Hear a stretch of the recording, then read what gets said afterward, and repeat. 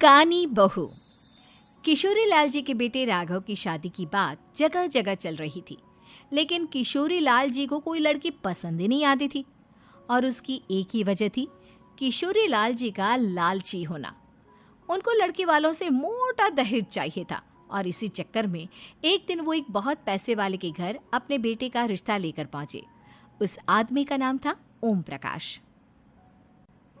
देखिए किशोरी लाल जी, मेरी एक ही बेटी है और मेरी सारी संपत्ति जायदाद सब कुछ मेरी बेटी नैना का ही है। पापा, नाम से लगता है बहुत खूबसूरत होगी। कितना अच्छा नाम है ना, नैना। ओ, वैसे बात तो सही है आपकी। अब इतना पैसा है, जमीन जायदाद है, इकलौती बेटी, आप भी क्या करेंगे? सब कुछ उसे ही देंगे ना। बिल्कुल ठीक पहचाना आपने। बस बेटी की शादी और सारी जायदाद उसके नाम। पापा, बिना देखे हाँ कर दीजिए ना। इतना अच्छा रिश्ता फिर कहाँ मिलेगा? माला माल हो जाएंगे हम। मैं अपनी बेटी को बुलाता हूँ। अरे नहीं नहीं नहीं नहीं, आपकी बेटी का नाम नैना है, सुनकर ही लगता है बहुत सुंदर होगी। रहने दीजिए अंकल, मैं तो आपकी बेटी के नाम से ही इतना खुश हो गया हूँ कि उसे बिना देखे शादी करने को तैयार हूँ। अब तो मैं उसका चेहरा सीधे शादी के बाद ही देखूंगा। और इस तरह राघव नैना का चेहरा नहीं देखता और उससे शादी कर लेता है। शादी के बाद अपनी सुहाग रात पर जब राघव नैना का घूंघट उठाकर देखता है तो नैना की आंखें बंद थी। कितनी खूबसूरत हो तुम नैना, जरा अपनी आंखें खोलकर मेरी तरफ देखो तो सही। नहीं, मुझे शर्म आती है।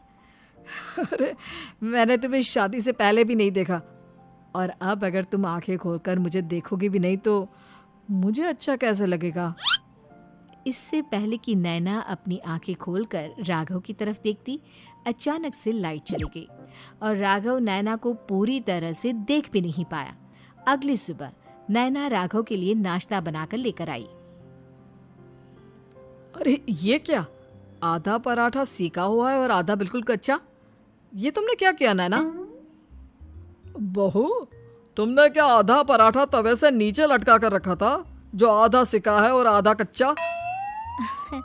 मुझे जितना दिखेगा उतना ही तो सीखूंगी ना पापा जी। जहाँ जहाँ मुझे नजर आ रहा था वहाँ मैंने सीख लिया, जहाँ जहाँ नहीं दिखा वहाँ कच्चा रह गया होगा। इसका क्या मतलब है? ये कैसा मजाक कर रही है तुम? अरे बहू, तुमने इतना लंबा घूंघट क्यों लगाया हुआ है? देखो, हमारे घर में बहुओं को बेटी की तरह रखा जाता है, और फिर तुम तो इतना सारा माल लेकर आई हो।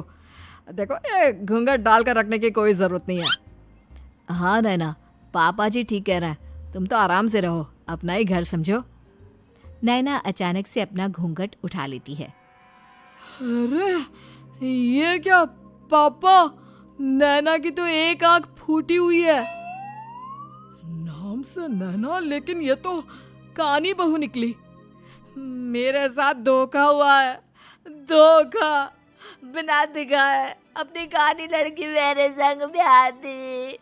मुझे कानी बीवी नहीं चाहिए। मुझे अभी ओम प्रकाश जी से बात करनी पड़ेगी। आखिर उन्होंने मेरे साथ